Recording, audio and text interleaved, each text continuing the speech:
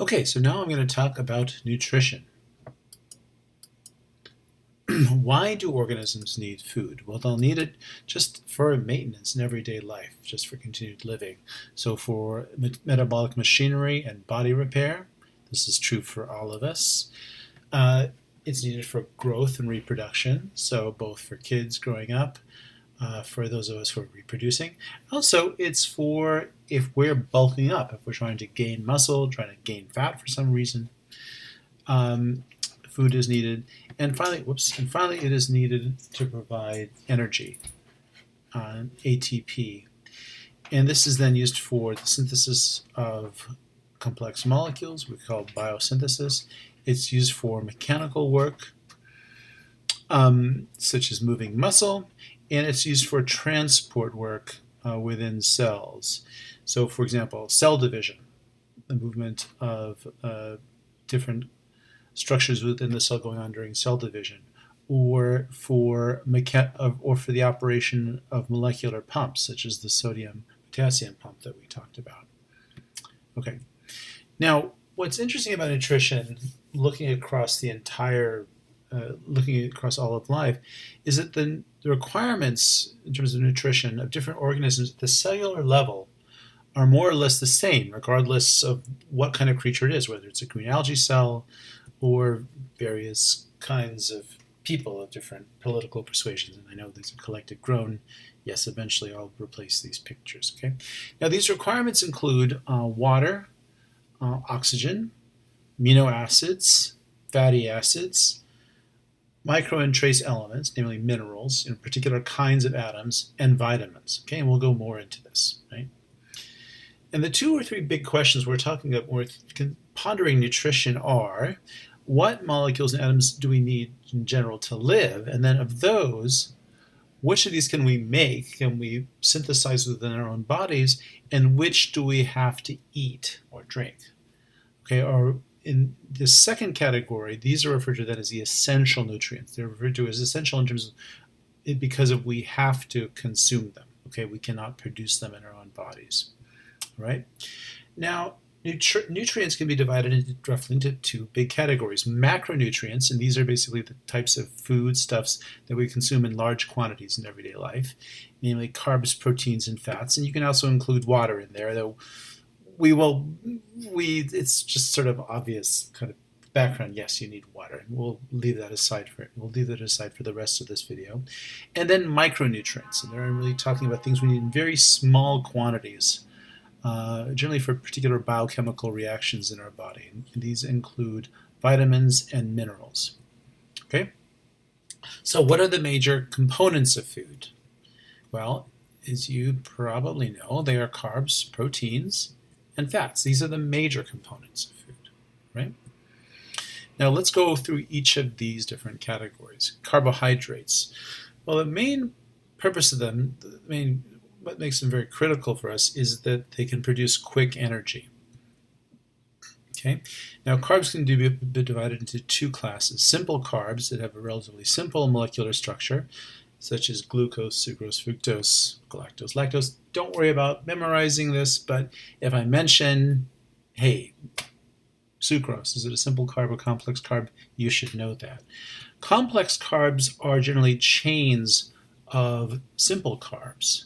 Okay, so those can include glycogen, which you'll see in animals, and in plants you'll see both glycogen and also starch and cellulose. Note that starch and cellulose you will not see is in structures in animals. Okay.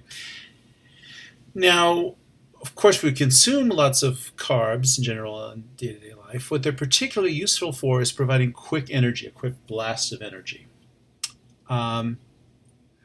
And they're also needed, though, for certain cellular components in the body, such as glycoproteins, glycolipids, structures such as the cell walls in bacteria and plants, and, for example, chitin, the exoskeleton of insects. Okay, this is what carbohydrates are needed for. Proteins. Proteins are the major building blocks of structures within our body. Okay, they're needed for growth and reproduction as well as body repair. So, for example, muscle. in cellular machinery, such as enzymes, the receptors and membrane proteins that we saw. Okay, actin and myosin are proteins needed to produce force to get our muscles to contract. Okay, and we also need proteins basically to repair broken down proteins, so we need them for tissue repair. Now, in terms of what are essential nutrients in terms of proteins, plants and microbes, or most microbes to a large degree, can make their own amino acids. Okay, but for creatures like us, there'll be some amino acids that we can make, but others that are essential, ones that we need to consume. And I think, sorry, shouldn't have to remind you that proteins are chains of amino acids. Okay, of a different set of amino acids, and again, for any particular creature, some the creature will be able to make, and some they will have to consume. In terms of animals. Okay, and that set of what's essential and what's not can vary from animal to animal. Okay, so for example, for humans, here's a list of what's essential and non-essential. Don't worry about memorizing this. Don't worry about it. One thing to mention is that a particular one here, arginine, for humans, is referred to as conditionally essential, meaning that perhaps in early life we might need to consume it. Later in life, we're able to produce it more on our own. So these aren't completely black and white categories. And again, this list of essential and non-essential can vary somewhat from animal to animal. Okay? All right. Now let's talk about fats. Now fats, one major purpose of them, not the only one, is efficient energy storage, as we know, which I'm still trying to deal with. I'm trying to get rid of some of my excess energy storage. Okay, structurally, they are composed of triglycerides, which are molecules that contain one glycerol group. This is referred to as the head of the triglyceride, and then 3 fatty acid chains. Okay, we're just showing you different examples of that here. And what makes them efficient is that they can store. They're the best way to store a lot of energy with a small amount of mass. So in terms of energy density, in terms of how much a particular amount of fat can hold in terms of energy, can hold 10 times more gram per gram than glycogen, for example. Okay. Now, fats aren't just needed to store energy. They're also needed for cell membranes, for nerve function. That's one. The cell membranes themselves are needed for nerve function. Also for glial function. These are cells that help support neurons. They're also used in insulating neurons, okay, such as myelin. So these are other uses of proteins. Now, just getting back to this point about energy storage, this is just showing you for different types of these nutrients how much energy can be stored in terms of in the units of kilocalories per gram for carbs, fats, and proteins. And you can see here that fats can hold quite a bit more than either carbs or proteins, in particular glycogen. Glycogen is really the way that animals store carbohydrates in our body, and you can see that fats are again much more dense. I'm mentioning here that it's hydrated because one reason why glycogen is so inefficient is the way that it's stored. It needs to bind water molecules. Okay, you need water molecules to bind the glycogen for it to be stored in the body. So it's a hydrophilic type of molecule as opposed to fats, which is hydrophobic, and we know that from just looking at oils and fats, how it's more difficult how they repel water, and we need things like soaps and stuff like that to dissolve them. Now, a couple fun facts about fats in terms of fats. One is that certain creatures that don't move, certain animals that don't move, for example, ribbed mussels, which more or less just stay on the seafloor, since they don't move, they don't have to worry so much about weight, and these creatures then tend to store more of their excess energy in the form of carbohydrates. Okay, in this case, in the form of glycogen, as opposed to fats. Now the deal there is, again, first of all, they're sessile, meaning they don't move, and secondly, they're in a watery environment. So having water there to help store their glycogen is not going to be a problem. All right.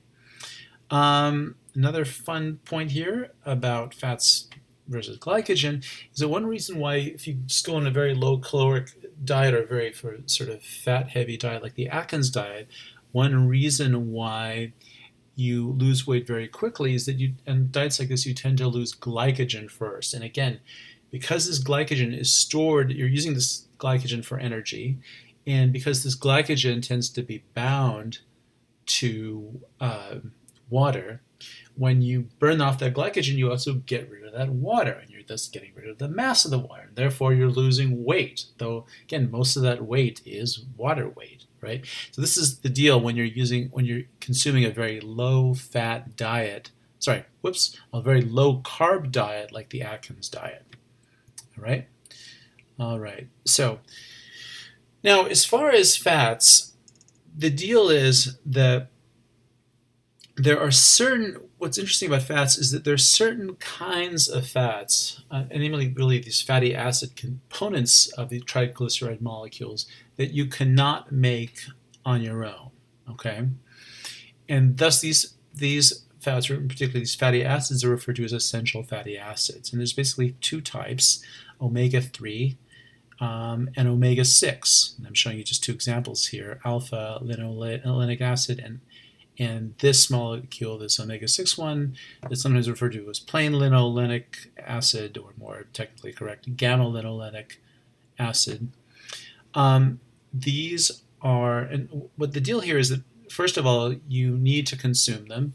Second of all, it's not, I wouldn't say it's critical, but it seems to be that the ratio of omega-6 to omega-3 fatty acids tends to be important in your body in terms of keeping your membranes have the right fluidity level, so the right sort of motility of your membranes and the right permeability, and also for helping to control the inflammatory response. The deal here is that you need to consume them, but your body actually is going to use different kinds of omega-6 fatty acids and different kinds of omega-3 fatty acids. And before I go further, let me point out just why they're called omega-6 and omega-3. This refers to the position of the first double bond of carbon in this triglyceride chain, in this fatty acid chain, from the tail of the molecule. Okay, so this one's omega-3. It doesn't show it. Sorry, here's the tail here. It doesn't show it so well here, but basically the third carbon atom is the one that has the double bond. Here it's the sixth one from the tail end. Okay, the deal is you don't have to consume any particular omega-6 fatty acid, because the body can convert one omega-6 fatty acid to other omega-6 fatty acids. Basically, it can convert things that have different structures here. It just can't sort of generate, de novo on its own, this double bond at the sixth position. Okay, so you've got to have some sort of omega-6 fatty acids, and likewise for omega-3, you've got to have some sort of omega-3 fatty acid. But your body's going to use other kinds of omega-3 or omega-6. It's just going to generate them from the omega-3 and the omega-6 that are existing now. Okay. Now,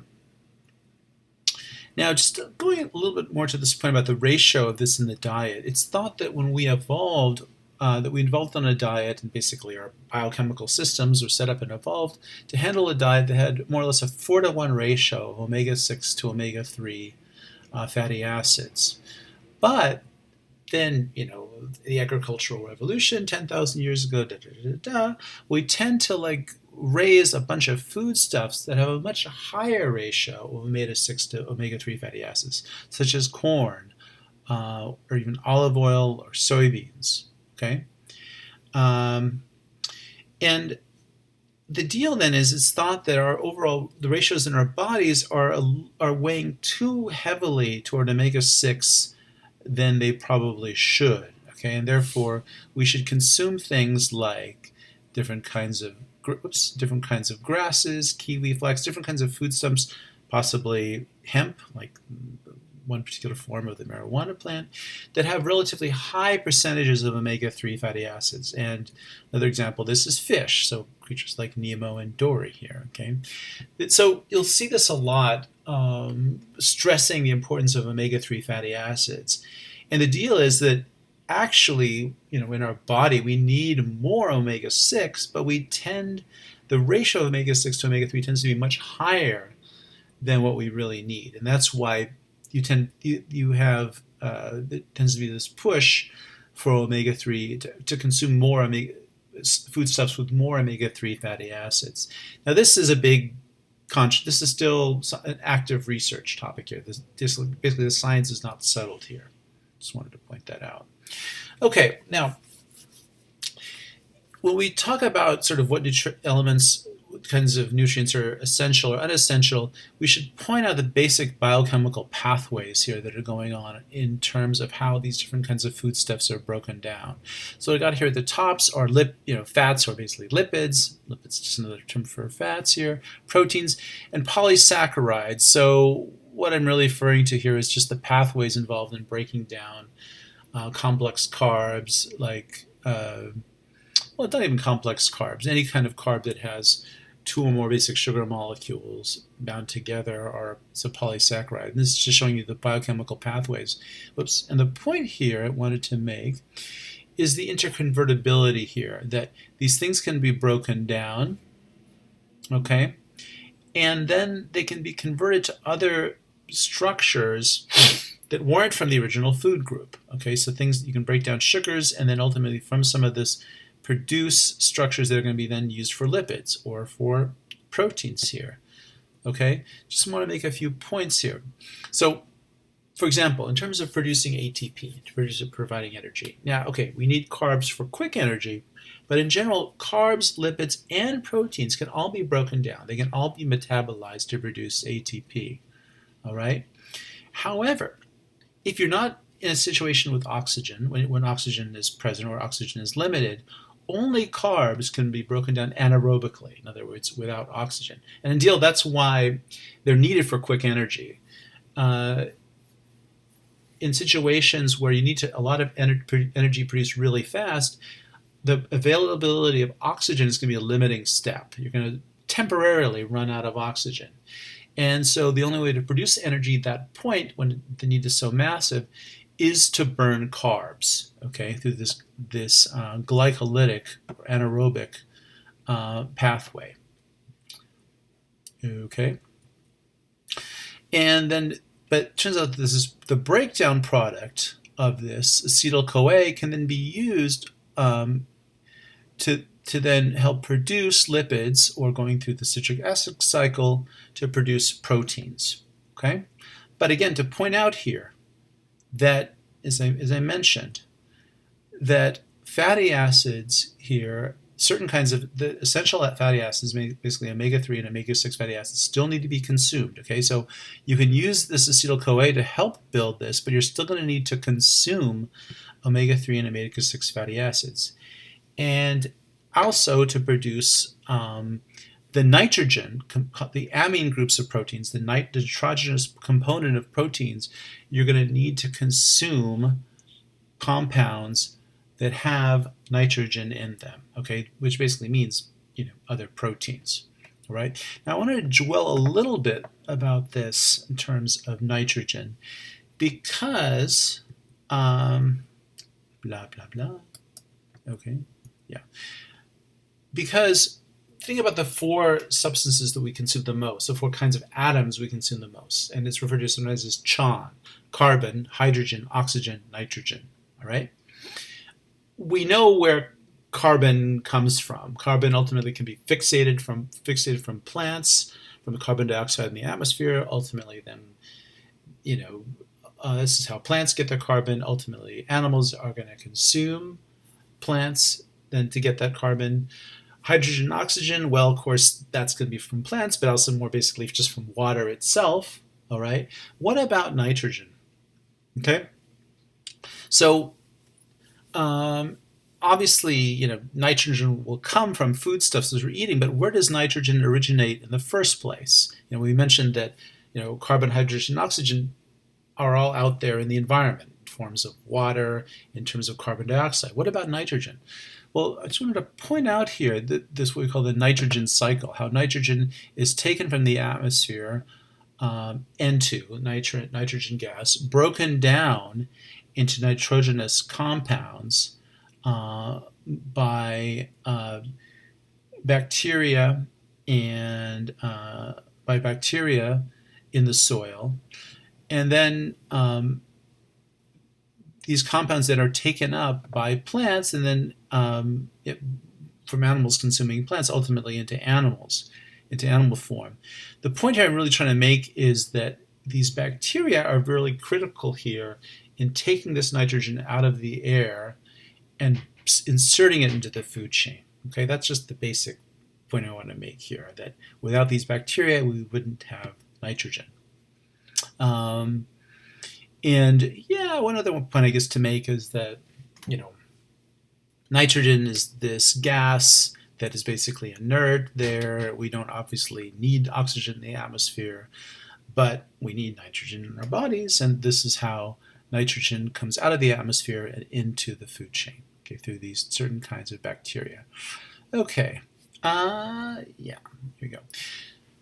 Okay, what about micronutrients? Okay, these are the substances we need in very small quantities. I wouldn't say super small, but very small quantities.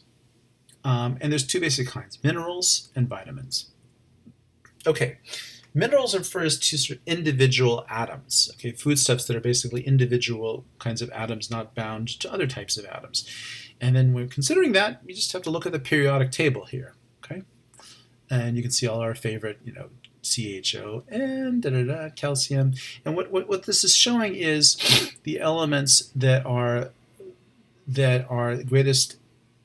the greatest presence in living organisms. It's basically CHON again, and calcium is up here too. It'd be number 5. Okay, the next 5 are phosphorus, sulfur, chloride, sodium, and potassium.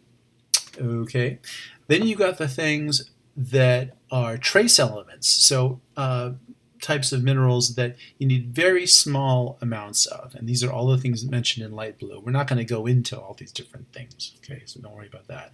And then of course there's the elements, the elements that are toxic. These are all things in pink, things like mercury. Is mercury there? Yeah, there's mercury. Is uranium here?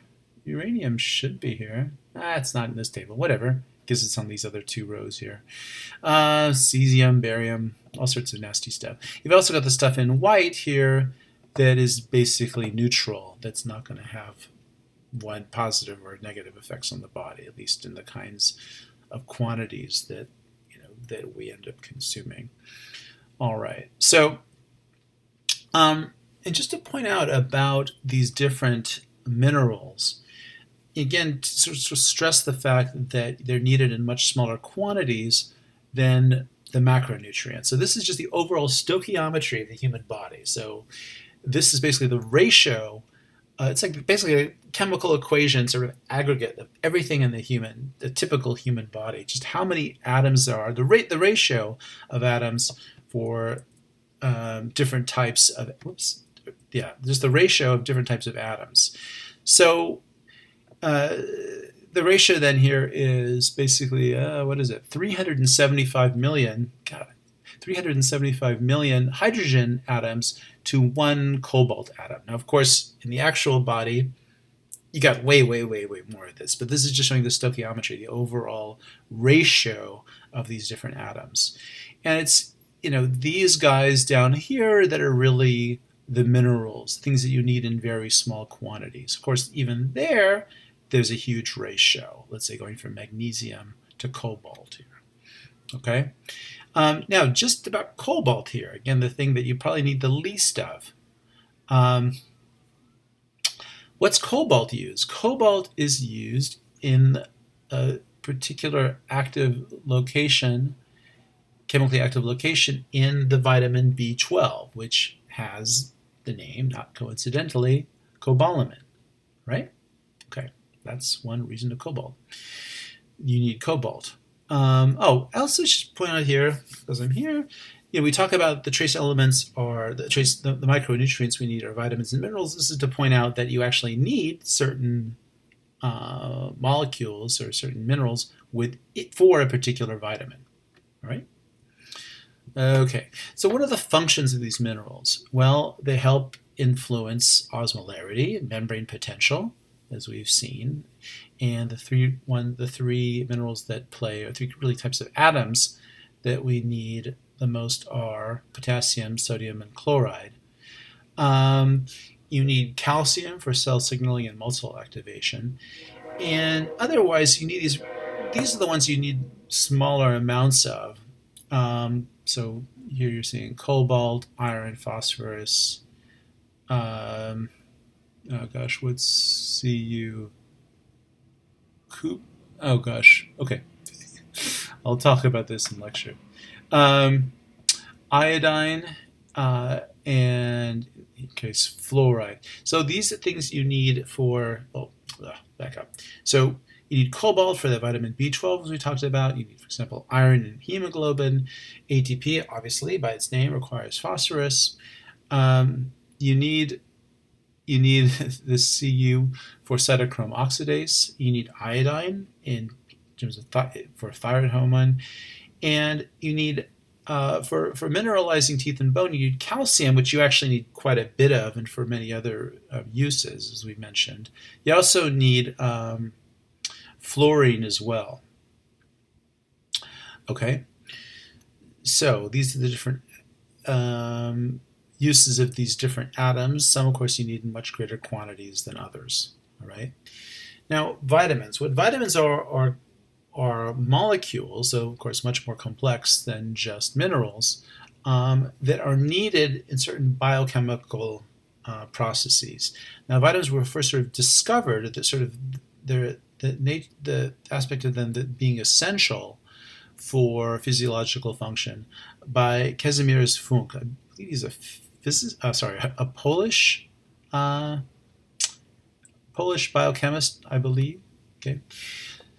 So these are molecules then, sort of by definition, they're not made by the animal, but required in these small amounts to perform certain functions. Okay, so now one other interesting aspect of this, that some you might not need to take as long as you've got a good gut microbiome, as long as you've got a lot of good bacteria living in your gut that can produce some of them. That's going to include B12 and vitamin K. Another point about vitamins, again, is like amino acids, is they're animal dependent. Okay, so that, for example, vitamin C is actually synthesized by most animals. So for them, vitamin C, ascorbic acid, is not an actual vitamin. However, for us, I'm not sure who, probably, I assume primates probably, we cannot make vitamin C, and therefore we've got to produce, therefore it's a vitamin because we have to consume it. Okay, now there's nothing unlike carbs, fats, proteins. It's sort of obvious with minerals. You can't break them down to get energy.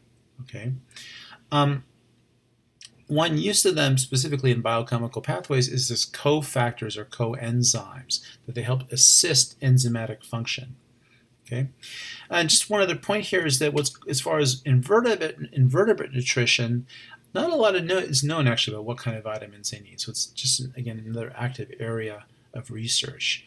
And another thing, sort of interesting example here, one thing that's known about insect nutrition is that cholesterol, a molecule which we try to maybe consume less of. We know we make it. We know that sometimes our composition of cholesterol doesn't really even depend upon how much we eat, because we synthesize it. That actually cholesterol is a vitamin for insects.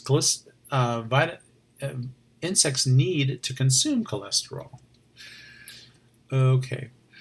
Now, one other point about vitamins is that some are water and fat soluble. Basically, this refers to whether they can be stored in fat or not. So only A, D, E, and K can be stored in fat. And these are the ones that you actually can have sometimes a problem with toxicity, that you can overconsume them. Okay, all these guys, mainly the B and C vitamins, you are basically going to, because they can't be stored in fat, you're basically going to piss them out. And then taking large doses of them really isn't going to do anything. It's not going to do anything pro or con because you're basically just going to get rid of them. Okay? Don't worry about memorizing this, right? And I think, sorry, what was I going to say? Yeah, so going to go into a couple more steps here before finishing. I know this is a very long lecture, and thanks for your patience. But again, we've been talking about macronutrients and micronutrients. But there's sort of a bigger question, which is maybe not the things that we absolutely have to have, but what just basically is optimal for our bodies. What actually makes for good nutrition? Well, one element there is simply the composition, the overall ratio of foodstuffs we eat relative to carbs, proteins, and fats. There's a lot of controversy about that, a lot of research going on.